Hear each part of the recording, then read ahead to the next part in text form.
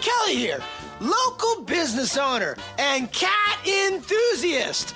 Is your cat making too much noise all the time? Is your cat constantly stomping around, driving you crazy?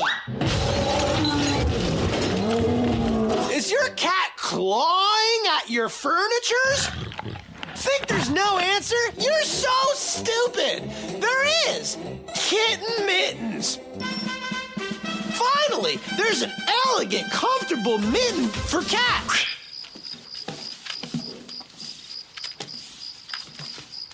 I couldn't hear anything. Is your cat one-legged? Is your cat fat, skinny, or an in-between? That doesn't matter, because one size fits all. Kitten mittens. You'll be smitten. So come on down to Patty's Pub. We're the home of the original kitten mittens. Meow.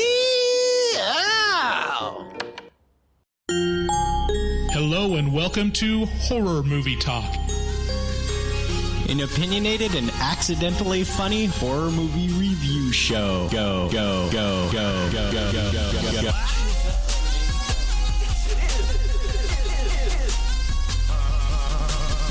I just took a stroll through the scraggly woods. He had no face! Horror! Sabrina, don't just stare at it, eat it. New theatrical releases always get priority. But we also review older horror movies, both good and horrible.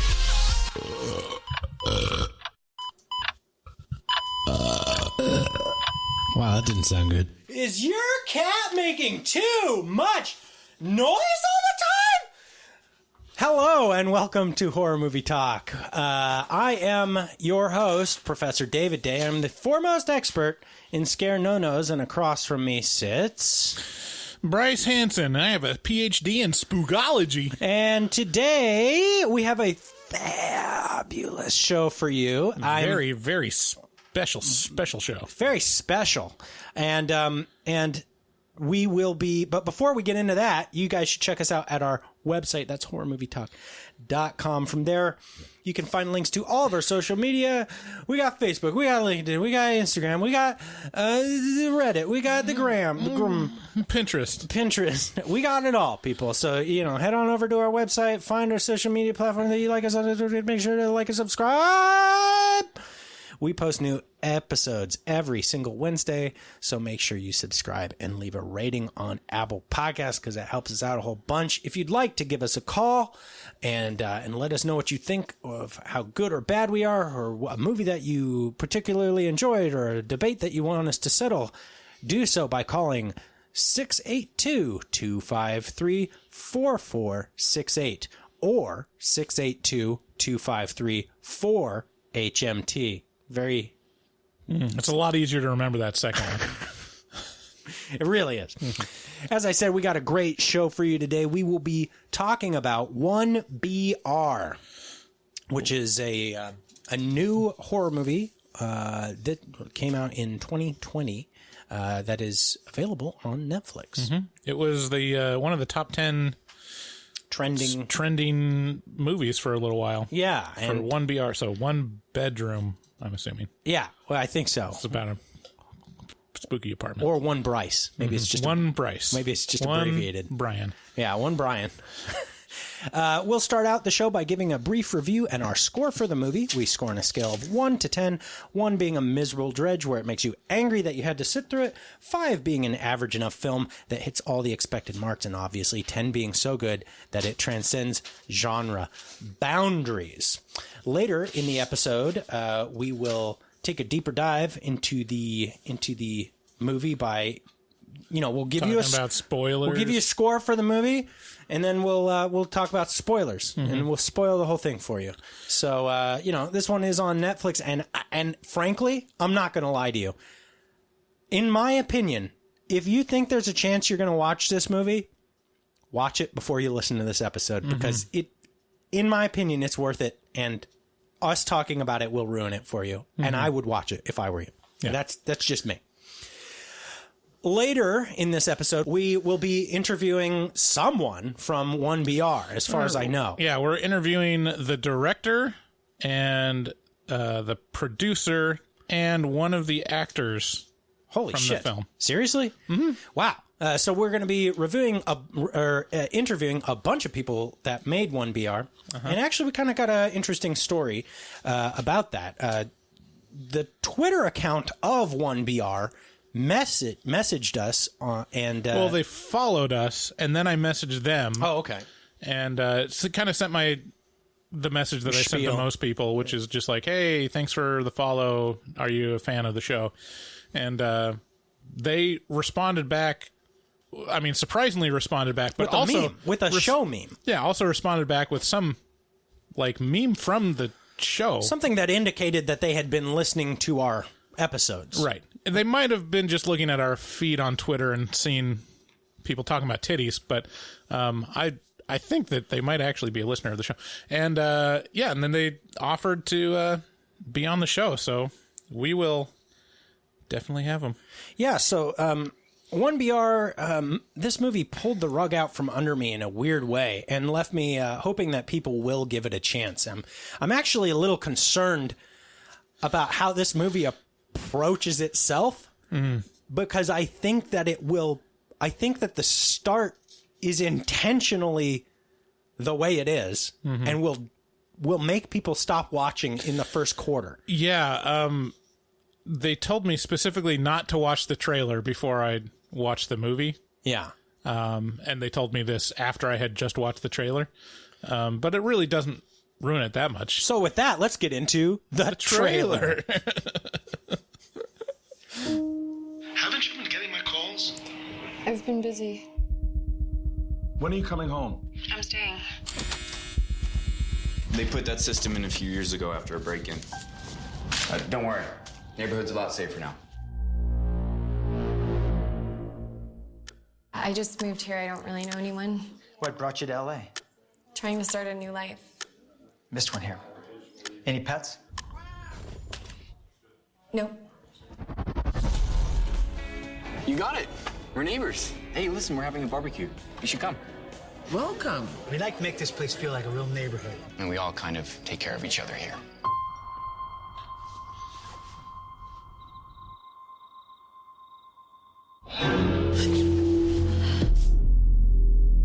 Does the plumbing do that every night? Big one. I'm so tired all the time. Do you hear that noise? I don't hear anything very well anymore. You think I'm crazy?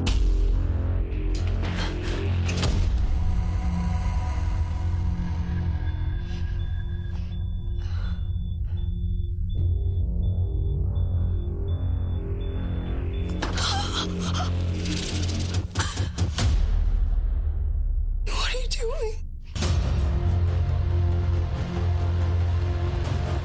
Run! Run! Help! I need help!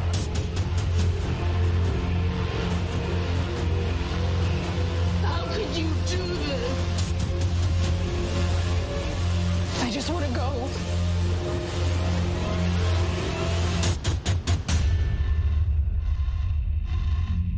Please. Please, I just want to go home. This is your home.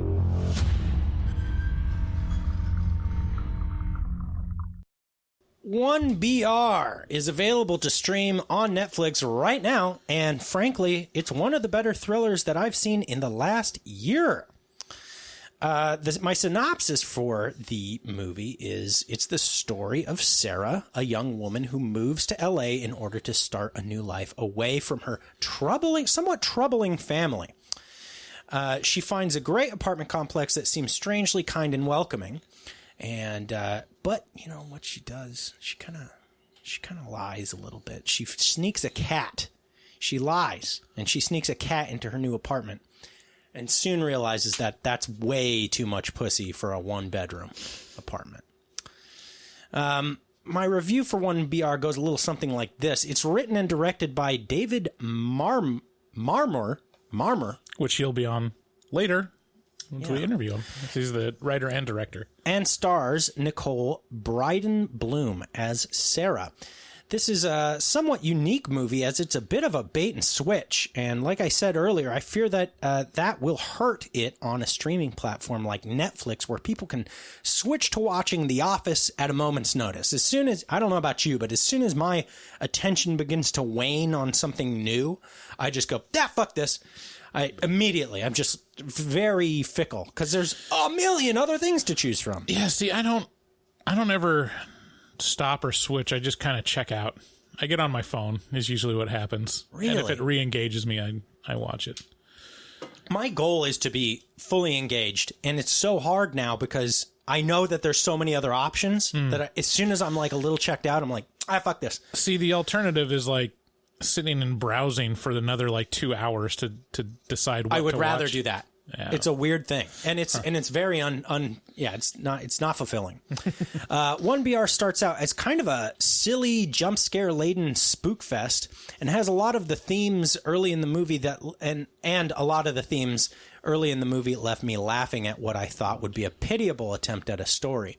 The characters felt kind of fake, and the scenarios felt kind of unbelievable, and I kept asking, yeah, but why would anyone care? Why would anyone do this to someone else?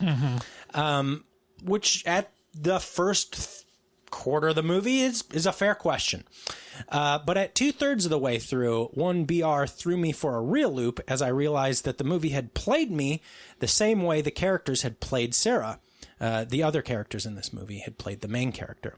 The start of this movie felt like a facade to me, and the end left me with a lot of respect for it. This is really at its core a social commentary or a warning tale meant to alert people to complacency of accepting social movements at face value and believing it's the right thing not to fight back against or question people's people's motives to get you to join some belief system. I've said this before. I'm a big fan of movies gaslighting me, and this one did exactly that. It played me like an instrument. I thought it was a silly little thriller, and it ended up smacking me in the face with cold, hard truth. This is a particularly timely movie to watch right now, and one that I would recommend to anyone who enjoys a solid thriller. My biggest fear with 1BR is that people will turn it off before it heats up. The start does seem intentionally goofy to me. I think that was an intentional choice on the director and production, and I think that at the end the viewer will really appreciate it.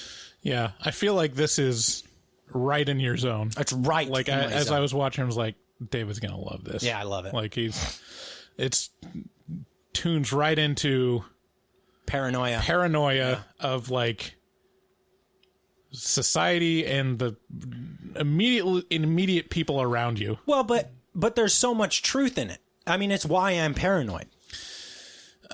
Yeah, so it's so very funny. Easily justifiable. I'm very curious about your take on it because I don't think it'll match my take. It's very easily justifiable paranoia because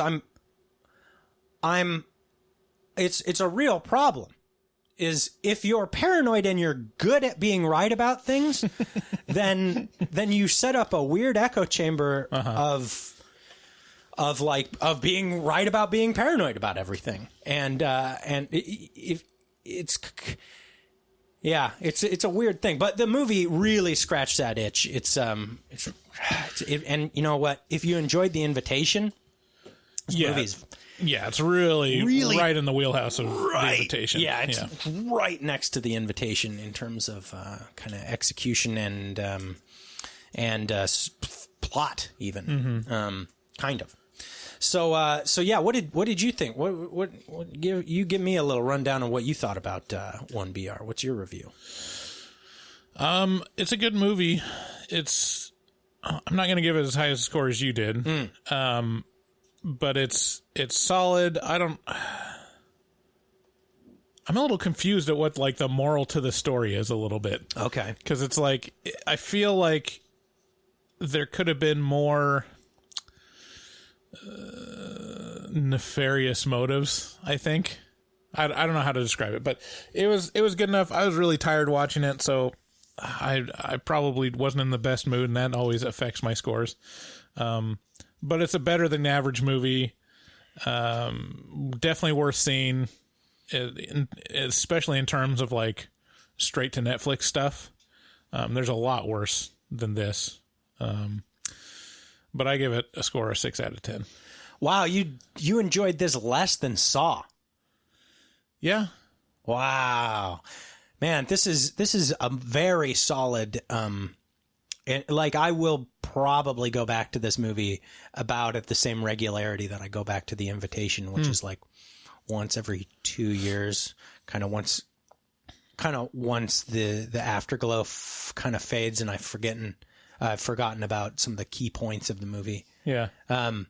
Just because I enjoy the lesson. I really enjoy drawing meaning out of things that are, and this one is a little bit more smack you in the face. Mm-hmm. It's a little more preachy than movies that I typically enjoy, which I kind of enjoy them to be left to the interpretation of the viewer. But still, it does that enough. It leaves enough open to interpretation for you to draw your own conclusions and to put meaning where it belongs in your own life, right?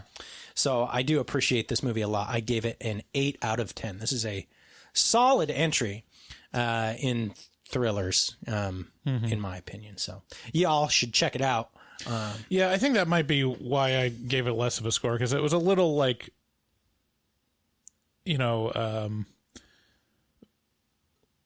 not preachy, but it's very like straightforward and like this is what it is, Right. There's not a lot of subtlety once it gets to the point. The trick that this movie, that 1BR does, is not to be terrifically subtle. It's not. Right. It's not subtle. The trick that I really like about this movie is it sets itself up to be one thing, which is like a haunted house, and then it subverts that.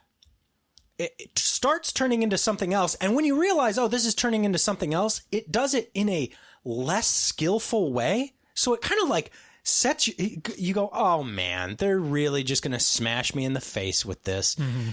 And then it ends up being, it was a roller coaster for me. Like it really skillfully manipulated me into believing it was several things that it wasn't before it finally ended on the note that it did. Right. And I love that roller coaster of being manipulated. My goal in movies is always to feel something, always to feel sad or scared or elated. And with this one, I felt fucked around. I really felt like they messed with me. Like it was jarring because I was like, I thought I had it pinned at 2 spots in this movie, and both times I was wrong. And I appreciate that. That's a skillful thing to do, in my opinion. Right. Yeah, so 8 out of 10 from me, 6 out of 10 from Bryce. Unfortunately for Bryce, it's 8 out of... This is my episode, so he gets a straight up 8 out of 10 from Horror Movie Talk. Okay, children, pay attention. Pay attention. Shudder has recently ponied up. They've become the first serious sponsor of Horror Movie Talk, which means that they've had a code with us for a while. HMT at checkout gets you 30 free days of a trial account with Shudder, but now they're actually ponying up, and so we need your guys' help because they're helping the show, and we want that to continue. And we want to help them. Yes, exactly. Not only help them, but I mean, it is a great service. That's Shudder, SHUDDER.com, is the premier horror movie streaming services, streaming service. It's got thriller content, it's got supernatural content, and it's basically, it's spooky like 24/7, 365, but they like to be a little extra spoopy for Halloween, and this year they're going all out by turning the normal 31 days of Halloween into the 61 days of Halloween. That's a 2-month celebration of their favorite season and yours, featuring weekly original and exclusive movie premieres like H.P. Lovecraft's Color Out of Space, starring Nicolas Cage, which we both loved. Yeah. I think they still have Mandy on there too, which is another Nick Cage awesome movie. They've also got the second season of AMC's Nosferatu. They've got Glenn Danzig's Veronica Scare Me, which stars Aya Cash and Josh Rubin and Chris Redd of SNL. And the 61 Days of Daily Recommendations also, if you subscribe to Shudder, curated by Sam Zimmerman. Some of the exclusive titles coming this season are Creepshow, which is actually... You guys remember Creepshow from, I think it was 1988 or 89. Well, they made a whole series around that, a whole like TV series that you can watch. So you got that available now. Color Out of Space, as I said. Spiral, which is that's entry into queer horror or gay horror. And it's not the Spiral we reviewed. No, it's not the Spiral we reviewed. It's and also it's not the Spiral with Chris Rock. Right. It's also not the Saw entry. It's one of the other spirals. Yeah, it's one of the other many spirals. Mm-hmm. Also, Scare Me. That's coming October 1st.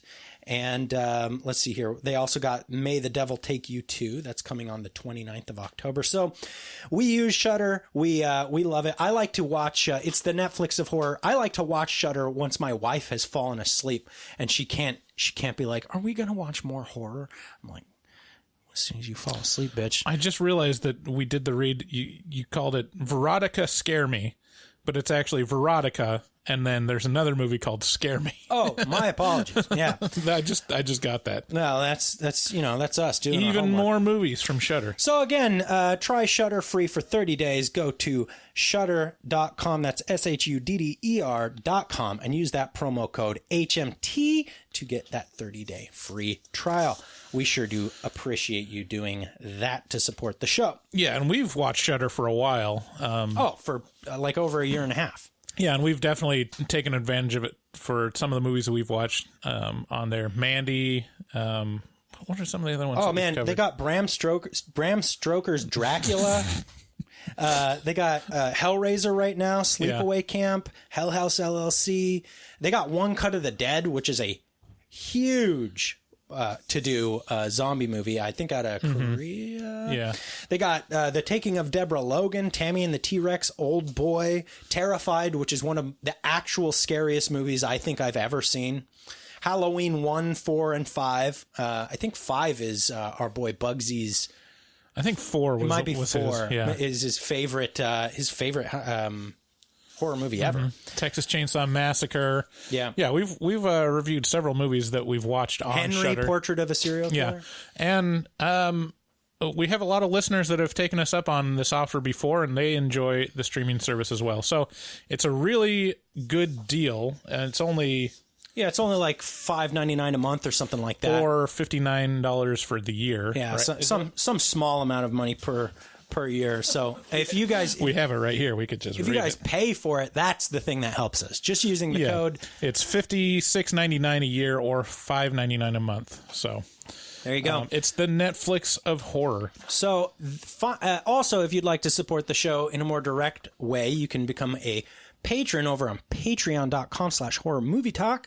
And from there, you will find all kinds of exclusives, depending on which level of patronage you choose to support us with. The biggest one being, the two biggest ones being, you can, vote on a horror movie, or, suggest and then vote on a horror movie for us to review every month. And then the big one is we have a whole nother podcast over there called The Afterpod, where we talk about all the train wrecky bullshit in our life and all the happy stuff. Yeah. And like last week, 2 weeks ago, our Afterpod was primarily focused on guilty pleasure TV shows that we watch. So, all kinds of opinions. And I just remembered another guilty pleasure TV show that I honestly don't think is a guilty pleasure because I love it so much. Is it Schitt's Creek? Quantum Leap. I loved Quantum Leap. I'm going to call that, if I liked it, it would be a guilty pleasure. I don't think it's a guilty pleasure for you. I think that's earnest. A genuine, like that show. You can also support the podcast by buying any old thing on Amazon. As long as you go to horrormovietalk.com and click through the link at the top of the page that says buy stuff on Amazon. And then, every purchase you make on there, we'll get a little taste of that. And it's not insubstantial. It's enough to make it worth your while and will help support the show. You can also check out our resident artist, Dustin Goebel, who is a professional artist who fucks so hard, baby. He also takes commissions for artwork from HMT fans, so contact him at dgoebel00. That's at DGOEBEL00 on Instagram and make your artistic dreams come true, baby. Tell him HMT sent you. Thanks again for listening. Oh, and by the way, if you'd like to call into the show, again, that number is 682-253-4468. Now, with all that out of the way, let's get into spoilers.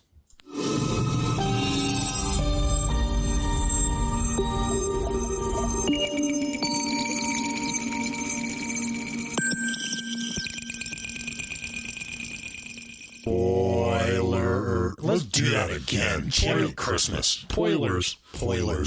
All right, that's good enough. Spoilers. So, okay, I gotta get this fucking page out of the way. So, how did this movie strike you when it started? All right. Yeah, it seemed pretty standard. She's moving into a new place. She's all alone. She's a young girl. That's always a little dangerous situation if you're living on your own. What a uniquely exotic, kind of like gorgeous young lady. She's very. She has a look about her that is kind of both commonplace and kind of exotic at the same time. Maybe it's green eyes or something like that. I can't tell. Anyway. I can't tell. I don't know what do you not share that? No, I was trying to summon the bitchin' Camaro. Oh, drop. You're unimpressed by her? Is that your suggestion? I think she's gorgeous. She's fine. She's great. Yeah, no problem with her. The thing that hit me about the beginning is like, it's pretty generic. Like it's pretty set up, and it's doing the creepy guy setup where you're like, okay, well that's a fake out. Yeah, definitely. Oh yeah. And yeah, so you can kind of predict what the things that are going to go wrong, right? And because they explicitly like say. Yeah, it's like they put a highlighter on certain characters or certain elements. Did we mention no cats? Yeah. No pets. No pets. You don't have any cats or dogs, do you? No. Or cats? Or cats. Sure.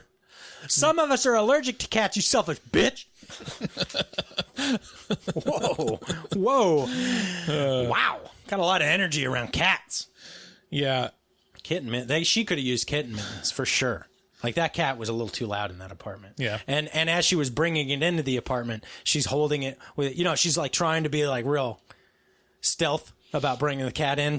But the cat's like, meow, meow, meow. Like, cats don't ever do that unless you don't want them to. Oh, yeah. Really? Yours does? If you put them in a crate, they do not shut up. Have you ever put a cat in I guess I just own good cats. That's all I own. It's just good pussy.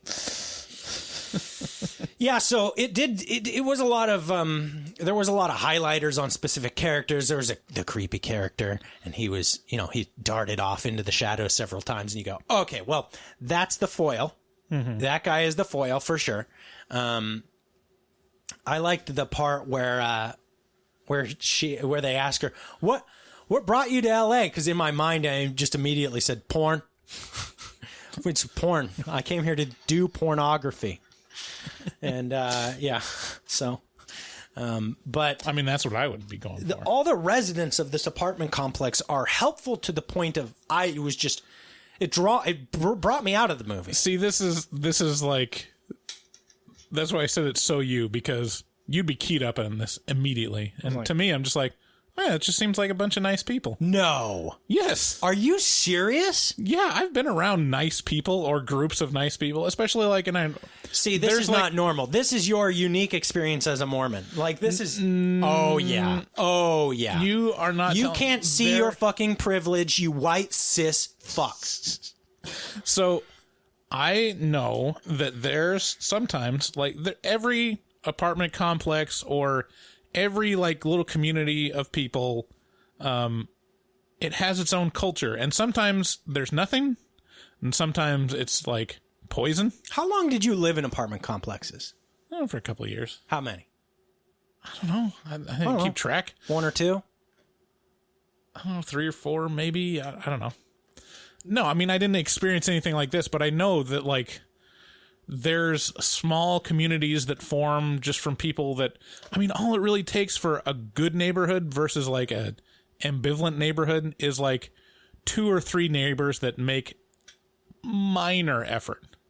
Like, if you're in a neighborhood where there's, like, 2 people that come to your door and bring cookies, you're like, oh, okay, well, I want to be involved. Yeah. Like, there's a neighborhood watch. Like, there's ways to be involved. Like, there's good neighborhoods and like I said, good neighborhoods, ambivalent neighborhoods, and bad neighborhoods. Yeah, but this is an apartment complex. It's the same thing. It's a community. And then it's in LA. Especially if there's, like, shared community space. I mean, like, you will meet people, and how you react and interact with them determines the closeness of the complex. And there's also apartments that do, like this one does, where it does, like, group activities and stuff. So it's like a... That's so weird. This is so weird to hear your opinion versus mine on this. Yeah, yours is, like... highly suspicious. And I imagine if you were to go into, like, a neighborhood or there's like also the context of this being a horror movie. Well, yeah, right. So I pass it through that context first. Okay, so like that's the first step is what the fuck are all these fuckers doing? But if you were personally, like, given, like, the red carpet treatment by a bunch of strangers to a place that you moved into, whether it be a neighborhood or an apartment complex, how would you personally react to that? I would personally react with gratitude. Yeah. If it was actually happening to me in real time, yeah, absolutely. I assuming they're all being earnest and honest. Yeah, but would you assume that they were being earnest and honest? Yes, as long as, I mean, this is the thing. I have a good picker on that kind of stuff. I can tell if you are or not lying to me. Like, there's a feeling that comes with that. And if you were being earnest and honest, which most people are in their kindness, almost, all the time, because people are generally good, then yeah, I can sense that. Mm-hmm. This didn't feel that way. So what, I mean, other than it being a horror movie, if this was, like, real life, and because you said, like, these people are suspicioally nice, because if it was not a horror movie, it was like bowling pin after bowling pin of person just like, oh, night. Welcome to the community. Welcome to the community. Welcome to the community. And it was like, oh, okay. All right. They're nice. So if that specifically happened to you, you would be suspicious or not? If that specifically happened to me, yeah, I'd be suspicious, because that's a weird thing to happen, and it's not natural for these jump cut scenarios of, like, welcome. Let me help you. Let me get you stuff from the car. And then another person running in and being like, oh, can I grab that? No, it's me. Let me do it. And it's like, exactly. Yeah, that's silly. This is my exact point. If this was to happen to you, you'd be very suspicious of because the volume. those things don't happen. See, if it was me, I'd be like, just more and more impressed. I'm like, wow, they're really into community here. And really I would helpful. argue that you're in the horror movie. And you're fucking up in that horror movie. Like, this is how horror movies start. Clearly. You're right. This is a horror movie. With a rube. With a rube. Look at you. All fucking bright-eyed and bushy-tailed over there. Just waiting for the pipes to start clanging at night. And they do. She goes to bed, and, this place lights up. The walls start talking to her with bang, boom, boom. And yeah, it's kind of like it was like they put her in the it's like unidentifiable. It's not even like just clangs and like clamoring. It's like just weird sounds. Yeah, and the like gate opening kind of, and did that come from? And the really cool, skillful part of this is a lot of those noises are, to the viewer of the movie, they're obviously outside the apartment. And so the viewer can chalk it up to, this is just street noise or something like that. And then every once in a while, they'll slip a little sound in there that's way too clear. Right. That's like, That's definitely in the fucking apartment. Right. And I'm on high alert for that kind of shit because this is my normal night. Is like, is that outside or inside? Is that outside or inside? Every noise gets passed through this filter of, is that outside or inside? And I mean, I grew up real rural where there were no noises outside. It was just inside noises. And so, yeah, I'm really tuned into that now because I live in a neighborhood. Yeah. Yeah, so the other thing that I thought it might become is like her paranoia, which is like just it's all in her head kind of thing, because that makes it a point to be... I'm sorry, it's hot. It's hot in here. He's taking his shirt off without fail. It's getting hot. I'm getting animated, sweaty. So I just lost my train of thought. I can understand why. Break these puppies out. Yeah, so anyways, like when she shares, like, you know, with the other apartment dwellers, like, what is that sound? Like, what's our little pipes and plumbing, like, making sound? They're like, what? What sound? What are you talking about? I don't know. I've never heard anything. Yeah, and this is another one where you'd be like, I'm going crazy. Right. Not everybody's gaslighting you. Right. Because they are. Right. Because that's what actually happened in the movie, Bryce. I'll have you know. Yeah, so she hears all these noises every time she goes to sleep, and the result is she doesn't end up sleeping. She's a tired girl for a lot of the start of this movie because there's basically too much noise going on for her to be able to sleep. Too much noise all the time. Too much noise all the time. Yeah, so the whole way, it's so weird the filter that COVID puts on everything. Do you notice? Yeah, everything you watch is like, oh man, they're way too close. They couldn't do that now. Well, and not only that, do you have like this visceral response to people like being way too close together now to seeing that? Not really. Like people hugging, like strangers, like shaking each other's hands. Like I'm like, oh, you can't shake hands. What are you doing? You can't. Oh, don't do that. Like, yeah, I don't care enough. So you go shake hands? Yeah, I'd shake someone's hand. Yeah, but would you offer it? Like, would you force them into that scenario? Probably not. Yeah. I mean, I'm not like flouting anything. I'm not like, I try to be mindful, but I'm not like just super like keyed into it all the time. Like yeah. I'll leave the house and I'll be like, get to the car and be like, oh yeah, did I bring my mask? Right. And luckily, I just keep it in my sweaty pocket all the time. I keep them in my sun visor, which is a problem in the summer like this because I need to use that sun visor, and if I use it, all the masks fall out. Right.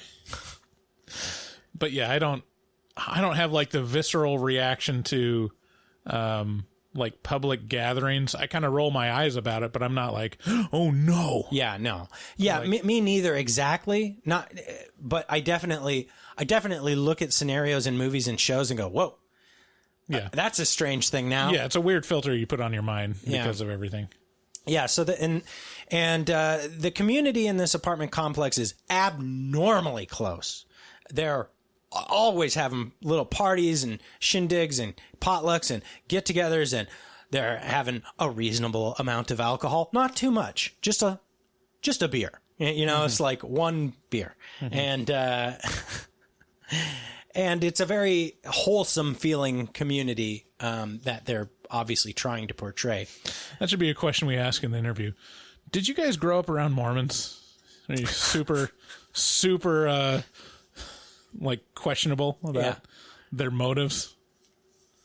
So that would make sense. One of the things that brought me out of this almost immediately was Carrie, my wife, goes, as she's being introduced to all the people in the apartment complexes, they introduce her to this one couple. They're like, this is the power couple of this tiny shitty apartment complex, and he's a big time lawyer. And Carrie's like, a big time lawyer's living in a fucking shitty apartment complex in LA. In LA. It's like, no, that was kind of. Houses are real expensive though, David. Yeah, but he's a lawyer. And they're the power couple. Real expensive. He's the power bottom. Well, wait, is he the manager? Or was it the old guy? Because it could have been he was the owner of the apartment complex. I don't think so, no. Because that would make more sense. Like, I could see a high-powered lawyer living in the complex that he owns, but I don't know. Good point. Yeah. So at this point in this shindig, the creepy guy, the foil dude, walks up to her, and he's missing an eye, and he's got glasses on, and he's real socially awkward, and he's like tries to give her a book called The Power of Community, and she turns it down. She's like, no thanks, and then he like scurries away, and it keeps popping up at other people's apartment. Yeah, seeing this book. Yeah, that's right. The book is mentioned and talked about several times.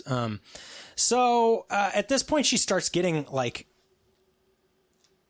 threats pushed under her door and shit. Yeah, this like the apartment's pet policy with a note scrawled on it that's like, some people have allergies, you selfish bitch, and stuff like that. Just real like 0 to 100. Yeah, in terms of passive aggressiveness. Right. So it's an interesting dichotomy because you have all these people who are outwardly very nice, but obviously at least one person has a big problem and knows her secret. Yeah. What would you do in that situation if you snuck in a cat and then you get like the policy slipped under your door with like a super like strong comment? What would you do with the cat? Oh, you pick the cat up and break its neck and then throw it in the garbage. Right. Right. Okay. What would you do? Yeah, I'd find another home for the cat right away. I certainly wouldn't just keep it and wait for something to happen. Yeah. Yeah, I know. At that point, you've been found out. Yeah. I remember when I was on my mission. What mission was that? Was this a mission for the army? It was a mission for the Mormon church. Oh. So I was in Texas, and there was a young couple that we were teaching, and they... I mean, they were younger than me at the time, which is impressive. And I think they were engaged. But they just moved into an apartment, and they're like, oh, yeah, there's a no pets policy, but they just got, like, a new puppy. And this puppy is, like, tore shit up. Like, it was eating the carpet to the point where it was, like, a significant portion of their, like, bedroom closet. The carpet was... Was it pit bull? It might have been. Pit bulls fucking chew everything. And so, like, he had to go out and get, like, a carpet stretcher to try to, like, cover it up. I was like, what are you... Just come clean, man. Some young people just make bad decisions. It's like, yeah, we can get away with it. Yeah. So this felt very real to me that this would be a scenario. But also, if it were me... Oh, yeah. Yeah, no, like, this is absolutely a real scenario. Yeah. To varying degrees. So at this point, stuff starts ramping up. Once Sarah realizes that, oh, somebody's on her, then these nightly terrors start becoming more and more prevalent and prevalent. and she at night she starts hearing things that could easily be coming from inside the apartment, and you get to see little glimpses of shit. And at this point, like, I'm on high alert. This is my ultimate nightmare. Right. I don't want somebody in my house. I don't want them sneaking around, obviously. And I hear things at night that I have to investigate. You just told a story right before we started. Yeah. So last night, I was late to recording this by about 15, 20 minutes. And the reason was, last night, I woke up fully, like not not like a pee wake up where you're half asleep or something like that. I came fully awake while lying in bed just out of nowhere, which I'm very familiar with this happening because it happens maybe once a month, and it's always because of something. Something has happened that I've heard and become alerted to, or smelled or sensed, and I've very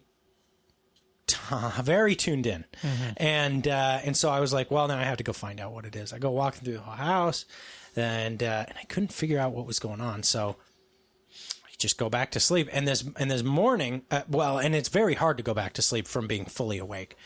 So this morning, my wife's like, did you see our daughter this morning? And I was like, what? No. And she's like, she wet her bed, and so she curled up out in the little nook in the hallway outside of our room. So I had walked by her several times, probably her awake. and she didn't make a sound, and she just sat there. She's scared of waking me up at night because of my reaction. I'm very tuned in, and so some people like to sleep, little bitch. You little bitch. Yeah, so I felt bad because you selfish bitch. I felt bad because she fell asleep on the floor with a little blanket and hid from me as I shuffled through the house looking for her. My son will fall asleep on the floor in front of his door because it's too dark to go back in. I don't think he does that anymore now, but it used to be that he would be crying for mommy or me to come back in and cuddle with him.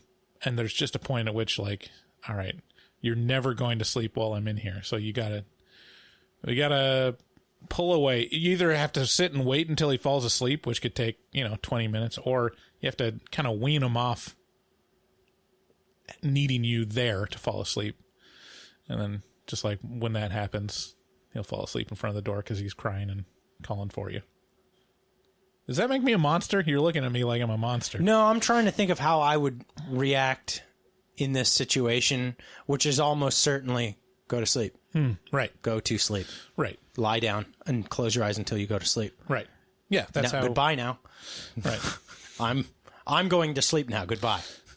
And I remember one time this thing where people go, well, the only options are sit with him or wean him off sitting with him. And it's like, I go, no, there's definitely a third option, and it's you basically doing what you said to do. Well, yeah. Which is walk away and let him cry. I remember this one time, he's like, he's so cute. It's like, it's hard to not want to snuggle with your little 3-year-old, No, I don't. He's so adorable. I can't relate to that. He's got the little voice. He's like, Daddy, snuggle with me. Okay. And I'm like, is this Colin? Oh, okay. Yeah. Okay. Yeah. I get it. And I'm like, okay. And so I sit and cuddle with him, and I'm like, all right, well, it's time to go. And he's like, no, but I need to tell you something. I'm like, I love you. Okay, go ahead and, like, what is it? And then he has nothing to tell me. Yeah, right. But it's got to like, come up with something on like the spot. these kids key into, like, what will make them stay. Right. It's like, I have something to tell you. And then you ask him, okay, tell me. And he goes, this is literally, he'll do this as long as I'm there. He'll just be like, but,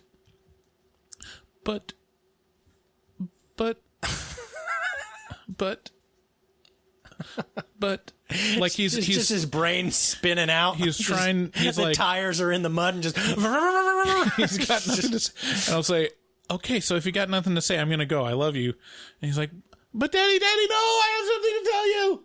I'm like, okay, what? But fooled you. But like fooled you. It was just so funny to me that he just like he couldn't come up with anything, but he literally could do that for like the rest of the night, 5 minutes straight. Yeah, just like, but wow. But I need to tell you something. Don't go. But Charlotte comes up with incredible stories when pressed. She goes, I need to tell you something. What? Well, there was a mermaid and she cut the head off of a dragon. You're like, whoa, tell me more about this. And then she's got you. Uh-huh. Because she's always been good at that shit. Huh. It's like, what the fuck? How'd you come up with this shit? So where did you, because my immediate reaction is, where'd you get this? Like, who told you this? And she's like, no one. And she knows that makes me even more impressed. So at this point, things really start heating up, you might say. She wakes up and her oven's on. She's like, that's weird. I'm not baking any cookies. What's in the oven? Oh, no, my cat is in the oven baking. And then that's what I call a BAP. And baked ass pussy. Burnt ass pussy. And 7 days a week. Park that Big Mac truck right in this little garage. And the hunky heartthrob who has been hitting on her this whole time sneaks up behind her and he's like, "What's up, you selfish bitch?" And he assaults her. Yeah. And that's not cool. And then she gets free and like she runs out. Yeah, she ruins the plan. And she's like, calling for help in this, super helpful community. Obviously, someone's going to help her with being assaulted by a rapist. Right. And a cat burning rapist. Yeah. Nope. They just hold her down. Yeah. Chuck Testa. Man, that's been a while. Yeah. So she, they kind of say, we're sorry. We wanted to tell you we're sorry. We got you a new cat. We wanted to say sorry, and this is an unburnable cat. What? No, that didn't happen. Yeah, I was going to say. I was like, that didn't happen. I didn't fall asleep at that part, did I? Because that has happened before. No, what really happened? Sorry, before we go on, there was one part in this that I did get a chuckle out of me when he ties her up to this chair and is like gonna do whatever nefarious things he's gonna do, and then she like kicks it away, kicks it all over, and like breaks it, and he goes, "God damn IKEA chair!" Yeah, yeah. He's like, "These fucking cheap ass IKEA chairs. You never tie people down to them properly." I have to return some videotapes. Yeah. So, she wakes up in a room, like a totally empty room. They're like displaying to her, look, you've quit your job. She's like, what? No, I haven't. And then they play a voicemail of her quitting her job, or not her quitting her job, but her boss being like, look, you've made it abundantly clear that you don't want to come back to work at this temp agency. So I get it. Fine. And, they've basically taken the contacts out of her phone, called everyone, burned every relationship she has. Not that I want everything hand-fed to me or explained, but it would be nice to have some explanation how they could imitate her voice to the point where everyone that she knows, including her father, was just like, oh yeah, it was her that called me and cussed me out. Yeah, for no reason. It made sense to me enough that there's just a female on the other end of the line who sounds unreasonable and irrational because, bitches. Those all sound the same. They just hit that high pitch where you can't hear them. It's like a dog whistle, and they're like, and you're like, yeah, you're upset. If you want to make a comment, again, call. That number is 628-682-253-4468. Let us know what you think. So at this point, the movie shifted for me from being a silly kind of spooky house horror movie into being I see what they're doing. I see. They're all in on it. They're all in on it. And I kind of knew that from the start, but now it really shifts into this torturous experience she has at this place. They get her in this room. They set the stakes. They're like, look, when these lights are on this wall, you got to like hold this torturous pose. And if you fuck up, then we're going to, what were the stakes?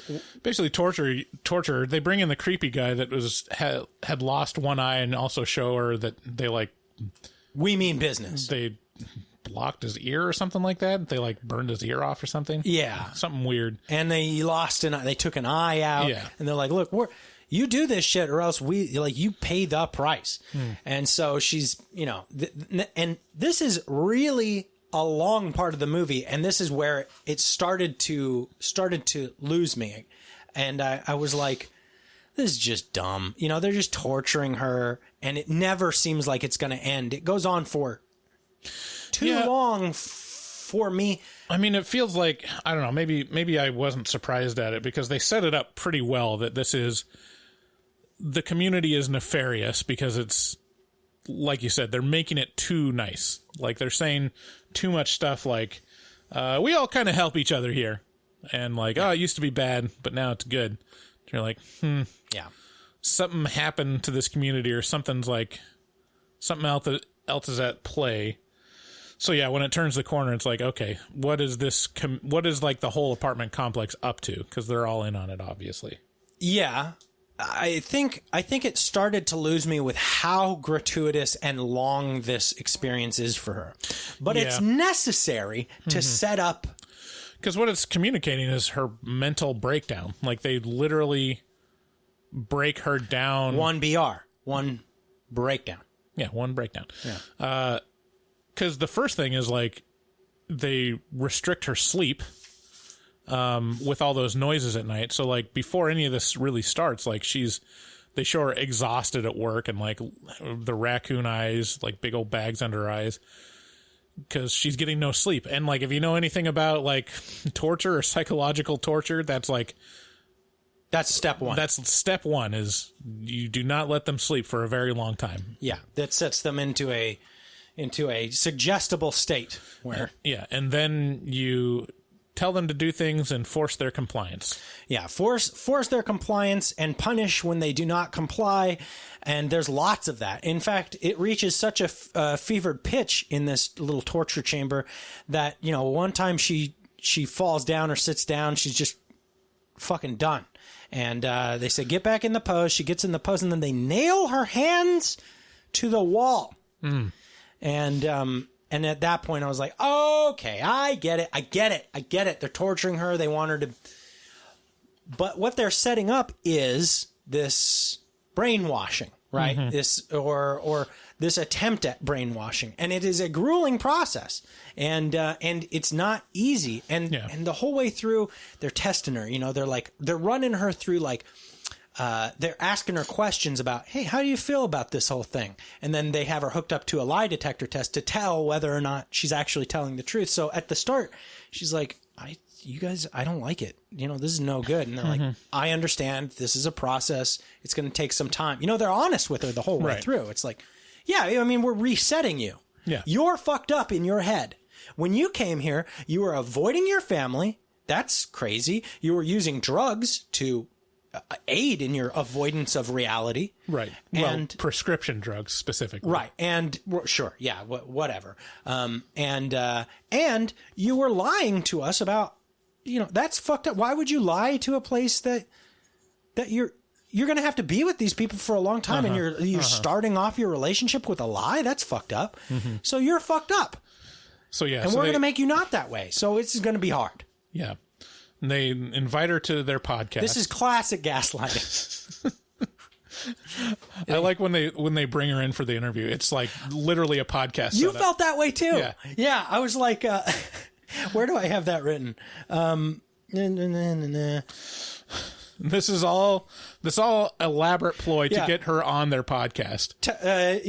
They tell her to run, and she pulls her hands off the nails, right? She's like, oh. And then they bring her into a room with a mic, and they do a podcast with her. Yeah. and I'm like, yeah, this is what we got going on in the other room. Right. Yeah. This is how we get guests. Yeah. We got a couple nails. Yeah, a couple nails. Set up a microphone next to it. Yeah. Yeah. So here's my thing. So they lay out the four principles of or pillars to be a good person, which is, did you write them down? Selflessness, openness, acceptance, and security. And this whole thing is to make a very strong community that takes care of each other. Mm-hmm. That's the whole premise of this. Right. The problem I have with this movie is they're not following their own rules. In not just that, but the attempt, the purpose of the movie is basically to villainize good people. I don't believe that's true. I mean, all those. I mean, no. I guess. I get it, but really. You know, when you hear those things and it's like, oh, it's a community and they're like enforcing these rules, maybe I'd be very susceptible to a cult, but sounds pretty good to me. Like, I'd be on board. I mean, I wouldn't like the torture and brainwashing aspect of it, but I could see like, oh yeah, if you could have just asked, like, yeah, I'm on board with taking care of each other. And, I'm right there next to you in your cult and being open. Like, I don't care about my secrets. Yeah. Like, yeah. Like nefarious part is like the acceptance, because that means like you'll do what you're told. Is like the actual nefarious thing. And Right. that's not the truly nefarious thing is that your life is no longer yours to live. Yeah. It is now dictated by the needs of the community. And they set that up. They set stakes in that. You know, when an old person is no longer able to take care of themselves and is no longer able to fulfill their duty to the apartment complex, they kill her. And she's okay with it. right. Or, you know, when somebody wants to leave, you can't be allowed to leave. This is our cult. This is a one-way ticket, Right. and you are on the wrong side of Yeah, that. and you didn't have a choice. And the whole purpose of it is like we developed this community because the world at large Is sick. and we are the cure. Yeah, And so cultures across the world are bad. So there's like an insinuation that this is the start of something bigger, you know? Yeah. And yeah, I don't know. I just like, it's weird to me that they're basically taking this thing that is rare, but is a real thing, of really nice communities that take care of each other and buy into Well, that. I mean, it's just a tool that's being used to tell a morality tale. But Bryce he'd just be, I'm just a happy camper. yeah. I mean, Rocking and a rolling. he'd be all right with all this. yeah, I have, after I ripped my hands off the wall from the nails, and they're like doing the brainwashing aspect of like, oh, well, you know, are you willing to accept your role? And be like, all right. I guess this is a theme. Okay, between sheeple. this and the Saw episode. Like Saw, I would just choose to die. It's like, Yeah, and I'd be like, Run, boy! Run! Run for your life! boy. Yeah. No. this one I'd be like, all right, well, I mean, That's so fucking weird to me. Like, but you're taking this in a much more especially if you're that young and single, be like, all right, I got nothing else going on. But this bitch is gorgeous, and she has choices, not Yeah, like us. that's true. You know, That's true. she could do way better than One-Eyed Pete. Yeah, I'd be on board until One-Eyed Pete was like What was his name? forced upon me. Shane. I don't know. That would require research. Yeah, they were and like, opening okay, IMDb. so you're going to be married to this guy now, the guy with the one eye and no ear. Yeah, he's your husband. And she's like, okay. And then they now kiss. Yeah. Now kiss. Now kiss. And yeah, I mean, yeah, Bryce might be like, oh, okay, yeah, well, let's kiss now. Yeah. But I don't So I know. don't have to pay for my apartment anymore, right? This is like, surely you don't also expect me to pay rent. Right. Yeah, what if they did? Would that break it for you? You're like, Yeah. Oh, it probably would. Yeah, it'd be like, no, you don't get free labor. you don't get this for free. Right. See, I did not interpret this nearly as literally as you. This is strictly almost entirely a morality tale to me, which is, do not take movements or suggestion at face value and accept it. Have a critical eye. And just because someone tells you that you must, that this is right, and if you don't accept it, you're wrong. You're on the wrong side, and you're going to pay for it. Mm-hmm. Fuck that. Fuck all of that. You run things through your filters of sense making, and make sure to be hypercritical of someone who tells you that something is absolutely true and that you're wrong and that you absolutely must adhere, because there's real danger of being on the wrong side when you're told it's the right side. Right. And the stakes are your life, really living a good life or being a good person. And lots of people do things that they are told are good and do them at face value. Right. And just being part of like a close community that's self-enforcing is like another experience that's very common, and sometimes you don't recognize that it's happening. that you're being influenced by a certain community or certain group of people. Right. And that there are rules that, like, unspoken rules that you need to obey. Yeah. And, yeah, it's kind of a tale about how that can be taken to the extreme, I guess. Yeah.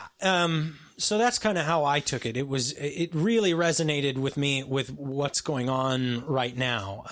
And so I don't know. It's in my opinion, this is a good movie to watch right now and see what see what is applicable in your life. So at this point, she's marrying Lester, which is the one-eyed guy's name. And her dad shows up kind of out of nowhere, and they're like, you got to deal with this. If he doesn't leave for good, then we're going to have to kill him because we can't lose you.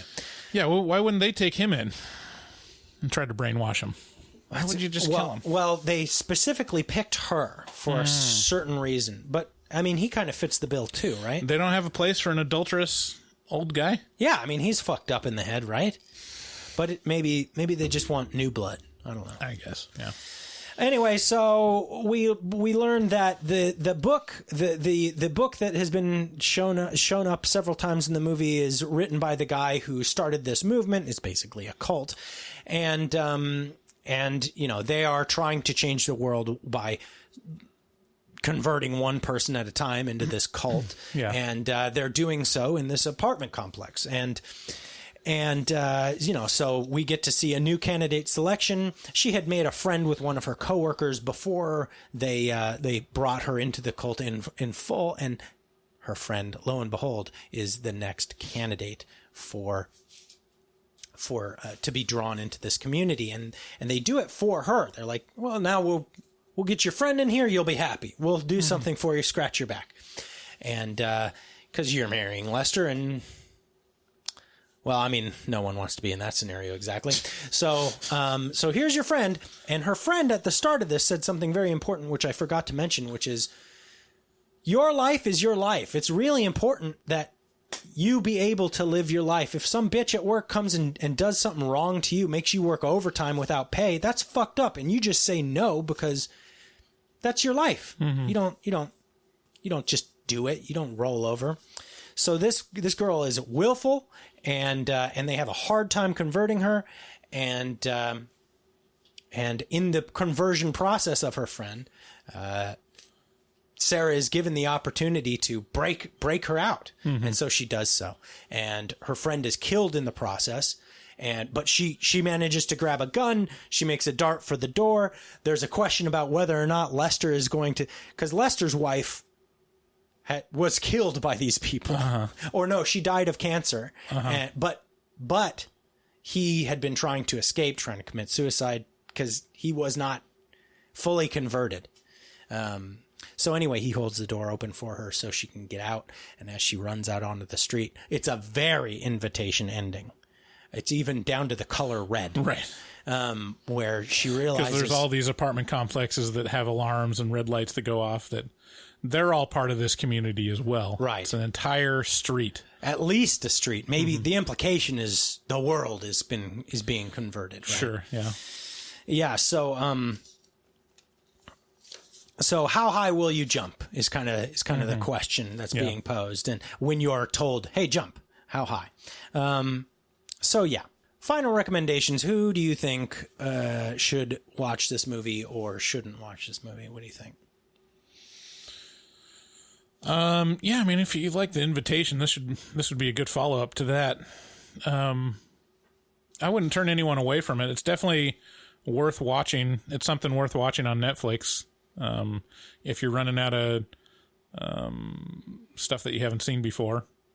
Like I would if I was going to start on a Netflix exclusive or a Netflix original, this is it. Horror movie, I would start with this. Yeah, me too. Yeah, definitely. If you enjoy, my final recommendation is if you enjoy thrillers or the feeling of being gaslit, this is a wonderfully strong movie for that.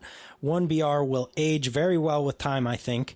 I just hope people will make it through the somewhat silly feeling of the start of this movie. So next up, we're going to have the filmmakers of 1BR talk to us. Have the writer and director David Marmer as well as one of the actors from the movie, Naomi Grossman, which you might recognize from An American Horror Story, and one of the producers, Alok Mishra. I don't know. We'll ask him or her how to say their name. This is not the first time that I would misgender someone on Horror Movie Talk. Or the last. It's dependable at this point. So here is the director, actor, and producer from 1BR. So yeah, we're pleased to welcome the filmmakers from 1BR. Is it 1BR or One Bedroom? Well, that's a debate. Yeah. In my head, when I was writing it, it was always One Bedroom. Okay. Pretty much everyone says 1BR now, so pick your poison. All right, so One Burr. Okay, so we've got Naomi Grossman, which you probably know from the fan favorite Pepper in American Horror Story, Asylum and Freak Show. And we've got the writer and director, David Marmer, who's a San Francisco native. And I'm just stealing this from someone else's synopsis. Studied computer science at Harvard and directing at USC.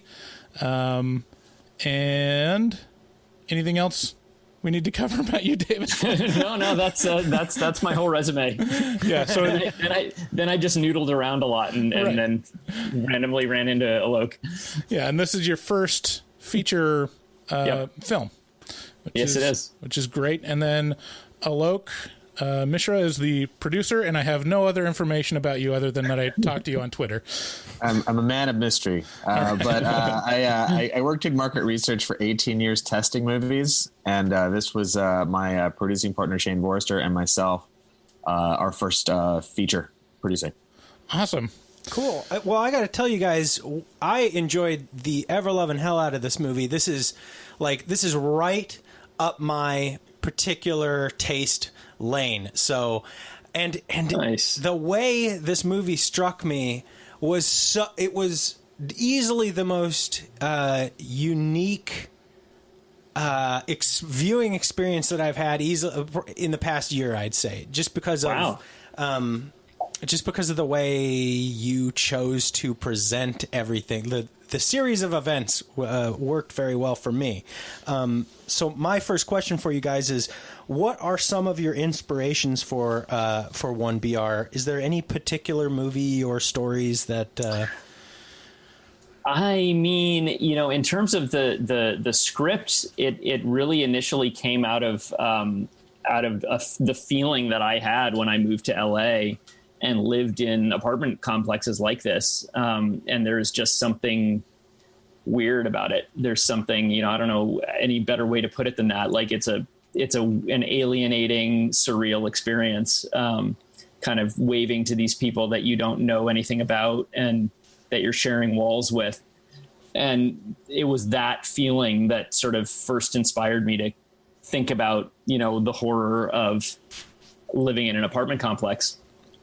And then I was also, I've for a long time been really interested in cults and fringe communities and utopian religions and things like that. And so that kind of collided with the first part of the idea, and that was the inspiration for it. Then of course, like as you're working on something like this, that's about alienation and isolation and that's set in an apartment complex, I could not help but take inspiration from Roman Polanski from his apartment trilogy, Repulsion and Rosemary's Baby and The Tenant, which are all, really interesting movies and they all definitely had something to offer me. In some ways, I kind of thought about this movie at some points as being like, what if you took the entirety of Rosemary's Baby and packed it into the first act of a movie? Because I always, you get to the end of Rosemary's Baby and I was like, well, but what happens next? What fucking crazy shit is going to happen at this point? So it was a little bit that, I always had a lot of trouble trying to figure out what was the structure of the movie. And I think, that I remember when I was kind of working on it and I was taking it around, there were a number of producers, really smart people, who were like, I think there's something interesting here, but I think you've focus it wrong. I think you should take basically that first act and you should make that the whole movie, like play up that mystery, play up the, you know, what's going on. And I feel like that would have been a kind of a safer route to go structurally. But I was so interested in, like, to me, what was interesting and what was scary was this process, you know, was like, how do you actually get drawn into something like this? And what is day-to-day life like? There's something super weird and creepy about that. So it wasn't just sort of the like finding out what it is. I just was so much more interested in the things that happened afterward that I felt like I had to leave room for it. And so that sort of ended up being that big structural decision, which was tricky because there's a big tone shift, right? There's a really sudden tone shift that the movie makes, and you run the risk of losing people when you do that. Mm-hmm. But, you know, we spent a lot of time trying to get that right. That's so interesting that I can't wait until you hear our whole review, because my knee-jerk reaction to the first act of this movie was where can it go from here, kind of, and then it messed with me so bad once it made that shift that I was instantly engaged. Like, that's great. I was not going anywhere after that. I was like, damn, this is crazy. I mean, yeah, that's a huge compliment. I love that. I'm so like grateful to hear you say that. I always, like, a big touchstone for me. This is going to sound weird because it has nothing to do with horror, but like, I remember just being so blown away by Breaking Bad. I don't know if you guys seen that series, but like, you watch the first episode, you know, I sort of went into it. I knew, like, vaguely, okay, it's about this guy. He's dying of cancer. He decides to cook meth.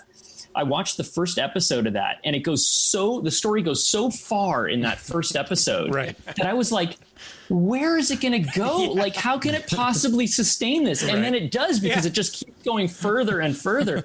And I was like, that is like, it's so brilliantly written, that show. Yeah.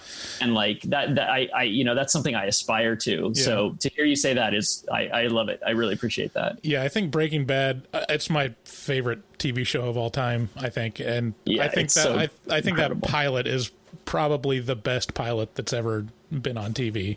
There's an argument to be made for it, for sure. So I read online that you actually, part of this was based on your life, that you actually smuggled a cat into a No Pets apartment. Yeah. That was that apartment that I was living in when I wrote the script. I had for about a year in that apartment, I had a cat that it was not allowed. And, you know, so some of those scenes of her, like, you know, carrying the covered cat carrier down the breezeway, that's just directly from my life. My cat did not come to the same end as Sarah's. But I, you know, that was part of the kind of creepiness of the situation, was like, I was always paranoid. Like, you know, what if I open the door and the cat gets out onto the breezeway? Like, what am I going to do?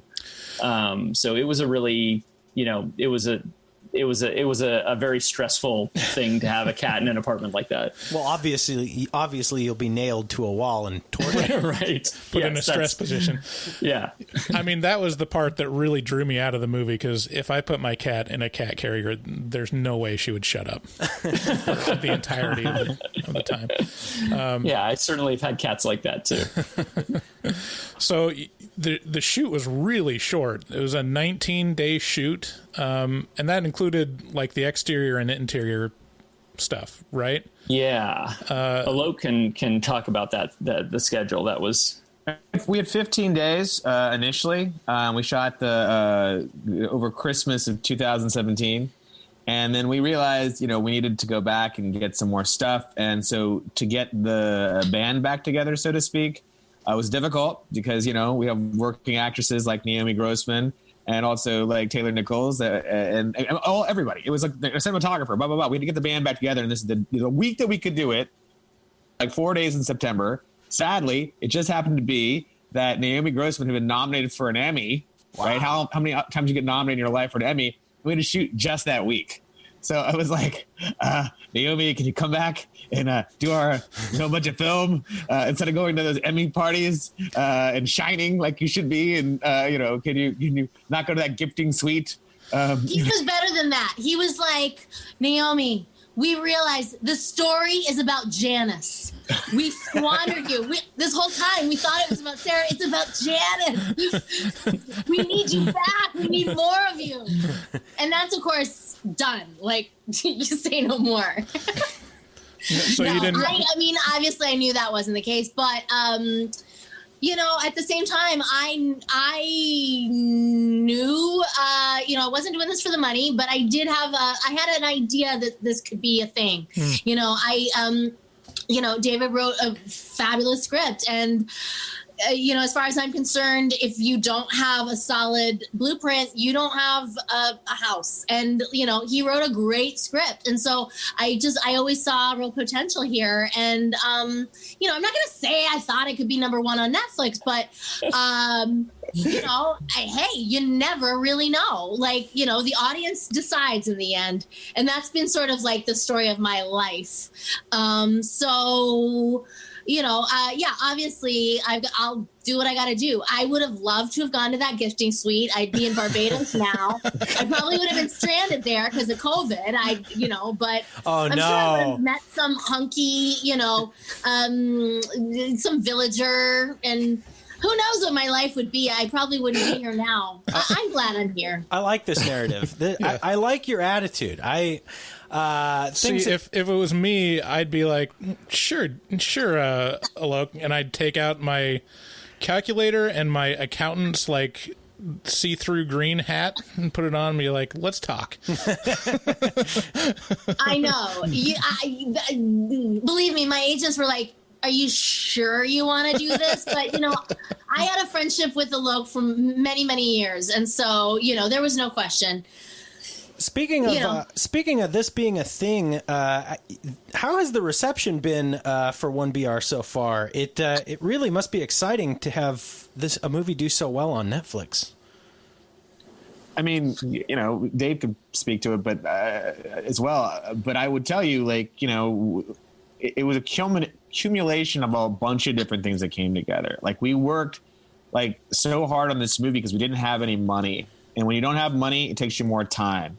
And so we sat and like tried to get into festivals like when we were half finished, like, so we can't miss Sundance this year. We can't wait another year for this. And then, you know, of course you get rejected. We were rejected from 16 different festivals before we ever got into, and thankfully so, because we got into Fantasia and it really was the biggest and the baddest in terms of launching our festival trajectory. It was very helpful in doing that. And we Dave and I went to like all these festivals, like, you know, pretty much like all over the world. Like, you know, Naomi likes to joke. It was like, where's Waldo? Like, where's Dave and Luke? And we're like, okay, I'm in, I'll go to Melbourne. You go to Telluride. And like, you know, we kind of split it up with our other producer friend, my partner, Shane Worcester. And like, I mean, we went to 16 different festivals, like all over the world. So we had like a good amount of base laid down for sort of like the awareness. And then we worked with our partners, Dark Sky MPI, who's a great, you know, a sales agent, distributor, to craft a really good trailer that didn't give away the whole thing.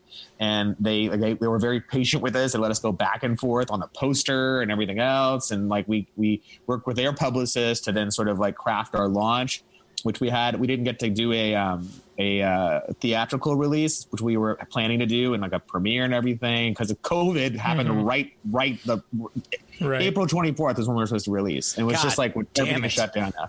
Yeah. So, but you know, good luck things happen, bad luck things happen. Yeah. Like, you know, because we were on VOD, and the movie almost deals with a subject matter that is so like really relevant with being in quarantine, like not trusting your neighbors, being paranoid, like the thing blew up on VOD to the point that Netflix came at us and we're like, hey, I know we rejected you before, but we'll take you now. We're like, okay, take us. You know, so we were able to, you know, get into them. And then, you know, basically when we were on VOD to when we were going to release on Netflix, we just did every single like interview, podcast, you know, article, review, whatever. Please look at our movie, blah, blah, blah, blah. Like we did a real grassroots kind of thing, so that by the time we actually hit on Netflix, and we couldn't, you know, we can't control 80 million people. Like you have your circle of friends and your friends of friends. Mm-hmm. So maybe you have a 100,000 people. Like everyone in the production knows.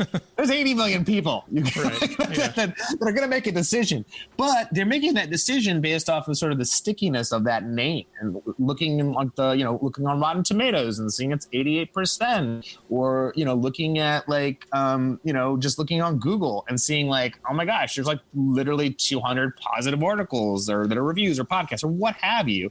And so at some point it just has traction on its own because you've actually made a solid film. And like, I don't know if I said this before, I used to test movies for a living. I did market research for film. Mm-hmm. So we did 5 focus groups of 20 people to kind of figure out like, okay, we can only like show the cat that much, or should we what ending should we have? Like we had a couple of different multiple endings that we shot. So like I said, everything came together in sort of a perfect storm of awesomeness to get us to number 1 on Netflix. There's so much awareness of the film out there now. We have people who really want to see a sequel. I mean, we're hearing that from just normal people that Twitter at us or whatever. Like, when can I see? Like, they always call it 2BR, right? I like to call it 1BR. No-brainer. 1BR 2 bathroom, because who doesn't need an extra bathroom? It keeps everything special in a relationship. Who knows? Or and then the prequel studio. It could be that, or it could be. That's what Taylor Nichols wants. Taylor Nichols was Jerry. Really, we were in an interview this morning, and he was like, prequel. And then so is Giles Maddie, who plays Brian, and we're telling some spoilers here because some of these people don't make it, obviously, and stuff. But it could be called 1BR The Janice Chronicles. She's still alive. There you go. There's a million different ways we can go with it. It's a horror movie. Just because people die doesn't mean that we don't come back. I mean, come on. Right. That's when you really start to live, Listen, I mean, there's a number of different ways it could go. And I hope I answered your question, because I think that the long-winded answer, short answer would have been basically we did all we could to try to make this film to have the biggest baddest release, and we had a really great streamer partner in Netflix because so many eyes can get on it. And so really in a lot of ways, Dave writing and directing a great film, us working as a team to try to press this thing, made this film what it was. And it's our first film too. And, it's a thing where it's special. Like, it's your first film. And you're like, holy shit, we got to make an indelible mark into the psyche of America during COVID. Like that was our sort of thing that we need to do. And it kind of worked, I think. I mean, so, the more you tell your friends, the better. That's what we always say. It's like word of mouth, really. It helps us, a little film like this, kind of succeed. And that's what happened, to be honest, actually. I mean, I would add to that, the most important is that you have a solid product. So the fact that, David wrote and directed a great movie. And edited, yeah. It would be nothing without that. You know what I mean? Like, there's no point in doing all the podcasts and all the tweets and all that twats and all the everything. It doesn't matter if you don't have a solid, selling point.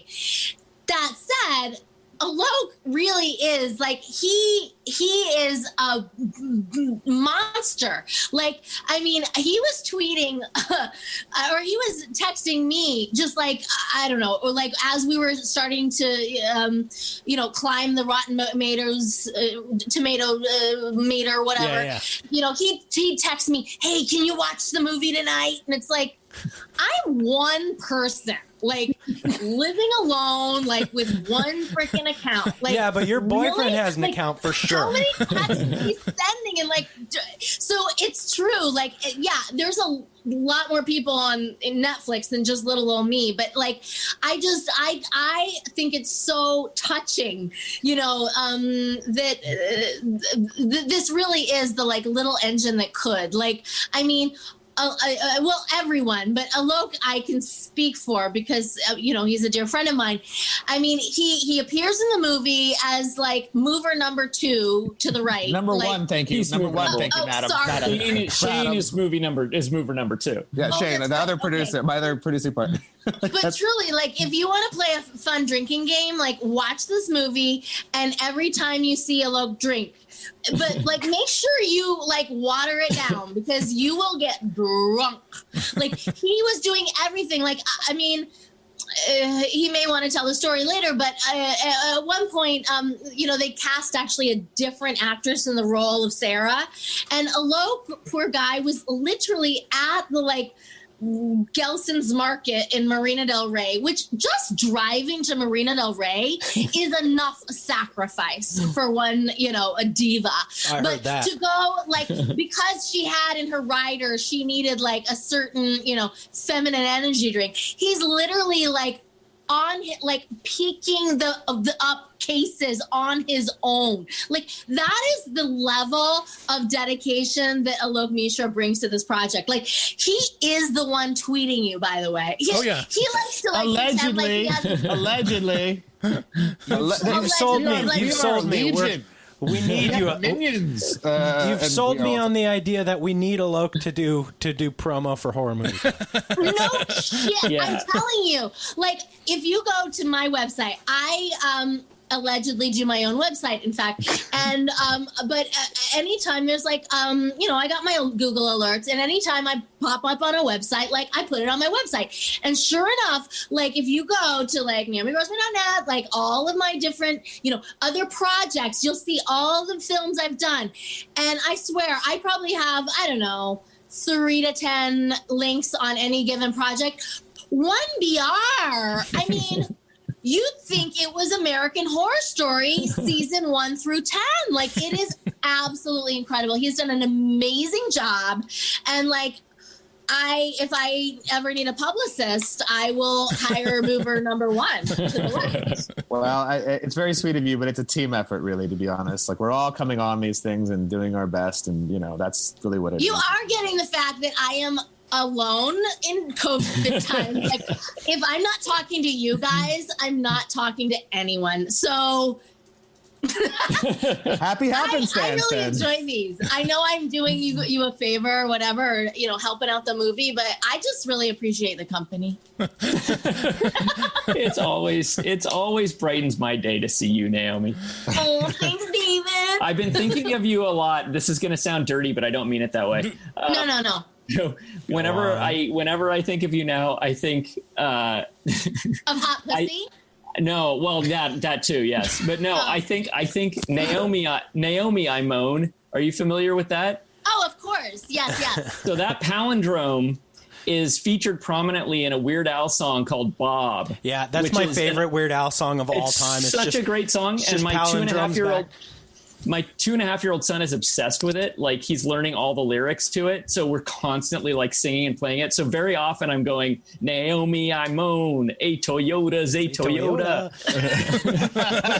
That's amazing. I have to ask Alexa to play that song. Yeah, Not absolutely. Not right now. I just know there's a movie that came out in the 90s. They were referring to I Moan. I do have. We have other questions for you. We do. I assure you. I am amazing. We are on a schedule. Actually, we're on a schedule, so we do need to get to those questions. Oh, my bad. I'm sorry. No, just saying. Bryce, did you have By something? the way, I'm not just throwing around the P word. We have a kind of a joke in between us, in which whenever we talk about the cat in the oven, that's my cue to make a shocking hot pussy joke. So if you're wondering what that was about, that was what that was about. I mean, with the popularity of Cardi B's WAP, do you have second thoughts of maybe having a drowning cat? Because that would really fit in with the pop culture zeitgeist right now. Maybe the sequel. I think actually the Cardi B reference that is killing it in Latin America, because they too don't know what 1BR means. Like, no one around the world knows what that means except for the US, really, and Canada. Like, we had to switch the name in the UK and Australia. It's called Apartment 1BR. And I was asking Naomi to kind of translate. She speaks Spanish very fluently in Portuguese.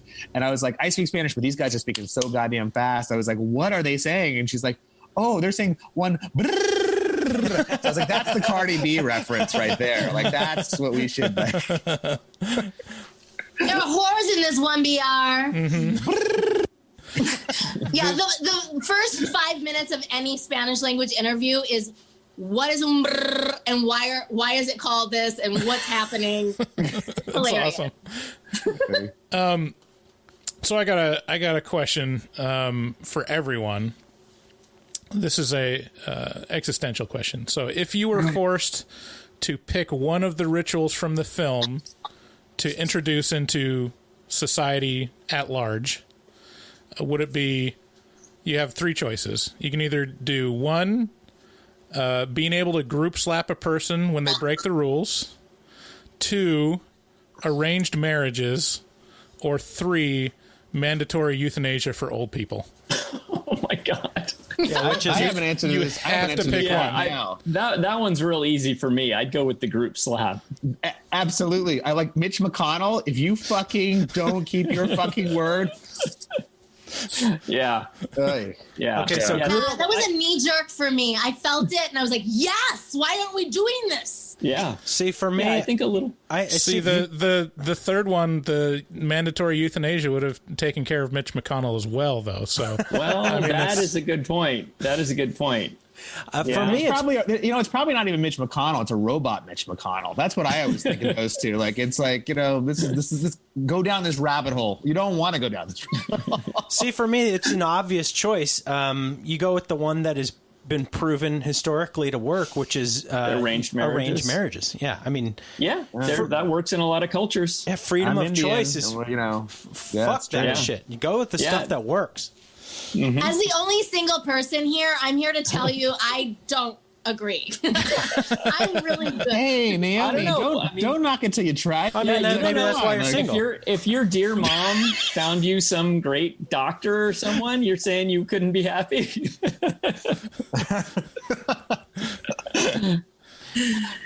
I know I talk a big game. I'm alone in my 2BR, but like I actually am really good. Thanks. I also have a similar, just a question for all of you. Do thrillers fall under the genre of horror, or does horror fall under the genre of thrillers? Think about it.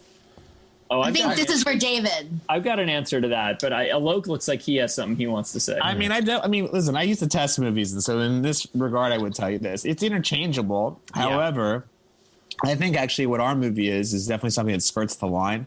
It's actually, I would tell you, a psychological thriller with elements of horror. Yeah, that's what I would tell you. I would agree. I would agree with that. We've just got raging debates going on constantly about. We just did an episode on Seven and had a big debate about whether that was actually a horror movie or not. Yeah, I think, like, for me, like, to my mind, horror is less a genre than kind of a feeling that a movie can have in many different genres. Mm-hmm. So, like, something can be, a psychological drama or a drama, but still have a real horror feel to it. Like Black Swan is a movie I love. Oh, yeah. Like, is that a horror movie? It sure feels horrifying. Right. But it's not, I don't think you could classify it as traditionally horror. I think I would sort of tend to agree with your first formulation that, like, there's a thriller genre, and you can have a thriller, you can have a horror thriller, but you can also have a horror other things. Yeah, that's sort of the way I see it. So what's everyone's favorite horror movie if you were to choose one? I'm Rosemary's Baby all the way. Yeah. And so when people compare this to that, I'm just like, wow. I only had a small part in this, but I'll take it, Good choice. Yeah, no, absolutely solid. I always have a dual answer for this, which is when I want to think of the scariest horror movie, the one that scares me the most, it's the Texas Chainsaw Massacre. Oh man. Just because it feels so real, and it feels so, like, hopeless in a way. Like, it's just that is, to me, the definition of, like, deep horror. Like, you come to the end of it, you don't feel like everything's okay. It's just like, it feels dirty and wrong to watch in some way. So that one, like, that terrifies me, but I can't call it my favorite because it's rare that I feel like watching it. Like, it's so good, but it's just like, I don't want to sit down on a Friday evening and watch the Texas Chainsaw Massacre. For that, I think The Shining. It's just such a beautiful movie. That's mine. Well, that and Alien. Oh yeah, Alien is fantastic. Yeah. Well, I would say that Shining is only, very close to winning, but the one that does win is The Thing, the John Carpenter thing, that's which is just like so great. just such a good film. Ends in such a fucked up way, but you don't feel that fucked up because you're just like, all right, maybe at least they didn't get killed by the alien. They're gonna be drunk and happy. They're just having a drink together. Yeah, two guys just having a drink. Yeah. So let me see here. I had a question for David. Did you make this movie intending for it to gaslight your audience? How do you mean? No, I don't think so. No? Really? No. Not at all? Well, expand, please. I'm not sure I know what you mean. Well, I had this notion that this movie was going to be, the first act of this movie is very horror driven. It's very spooky house kind of feel. And then as it shifts, you try to reclassify it, right? So you're trying to reset your compass and you go, oh, okay, so this is like kind of like indoctrinating her into a cult.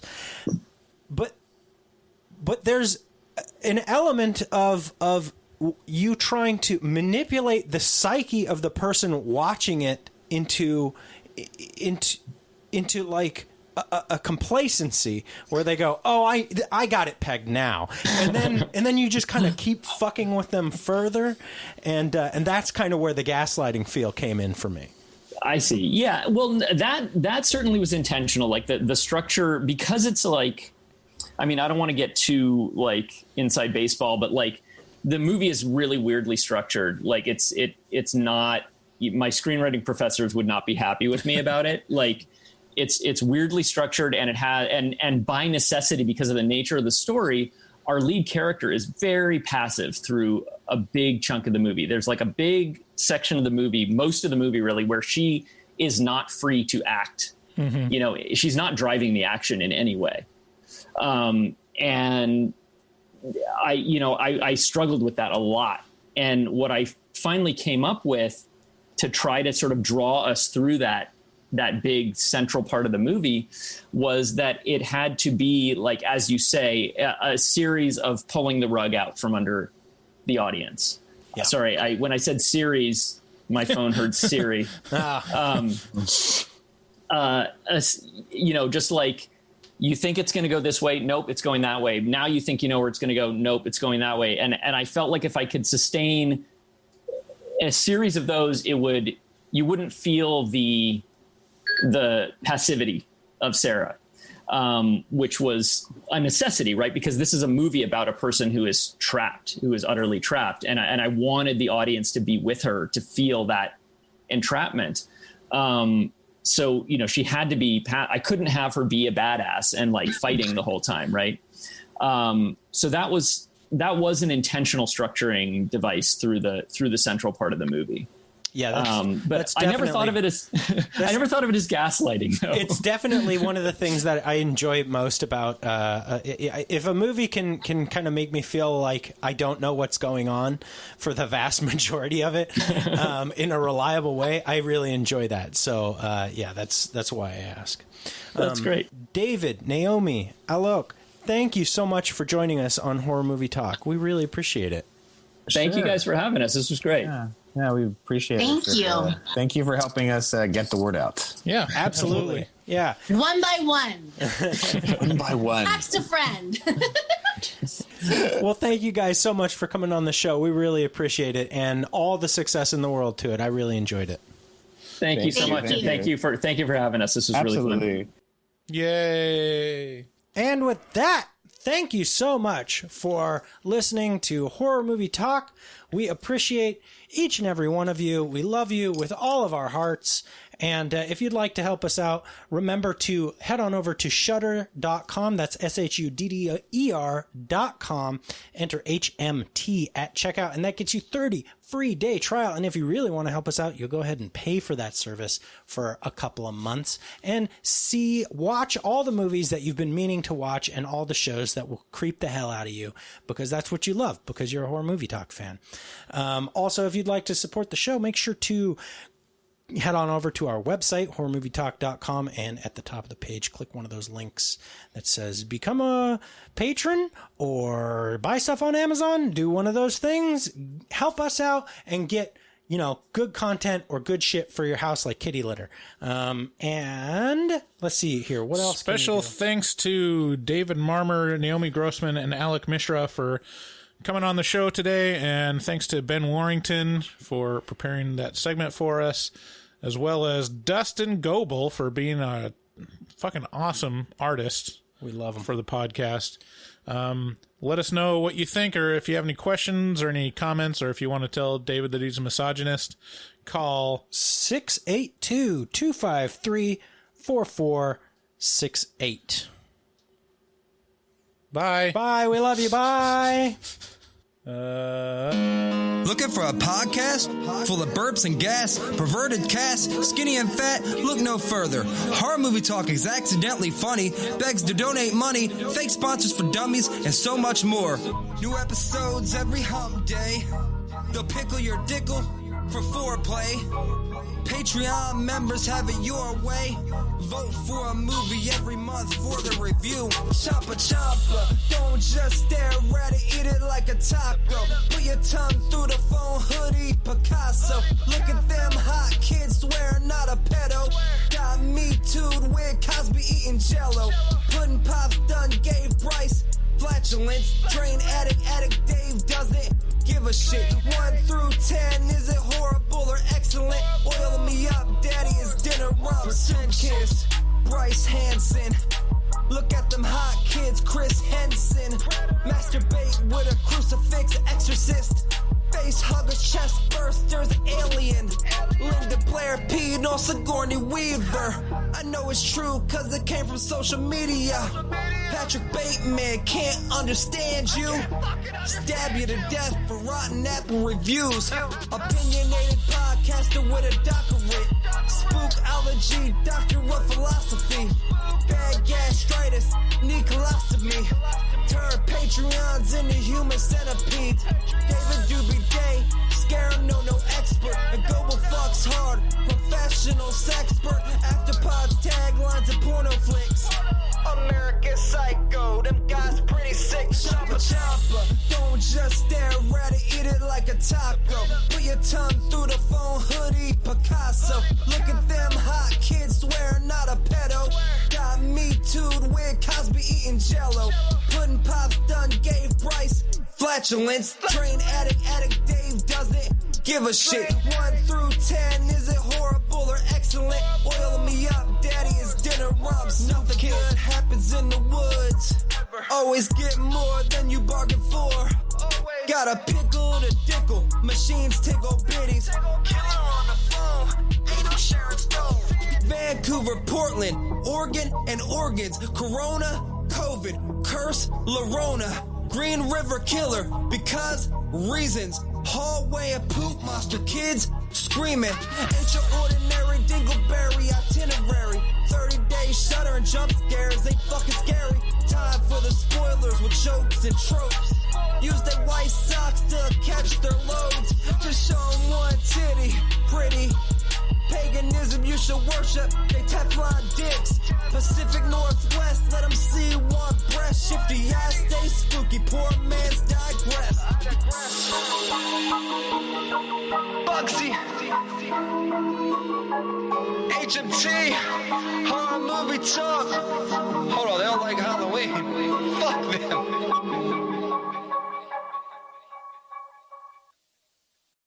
What are they trying to say? Hoodie Picasso? Hoodie Picasso?